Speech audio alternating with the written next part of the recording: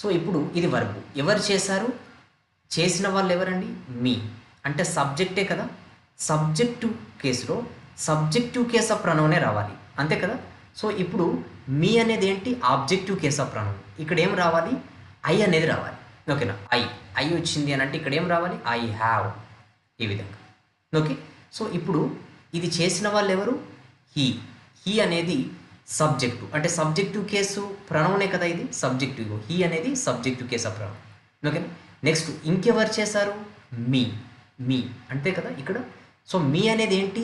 Objective case of pronoun. ఇక్కడ ఏం రావాలి? సబ్జెక్ట్ రావాలి. సబ్జెక్ట్లో సబ్జెక్టివ్ కేస్ ఆఫ్ ప్రొనౌన్ రావాలి. మీకి సబ్జెక్టివ్ కేస్ ఆఫ్ ప్రొనౌన్ ఏంటి? ఐ అనేది ఇక్కడ సబ్జెక్టివ్ కేస్. అంటే ఏం రావాలి?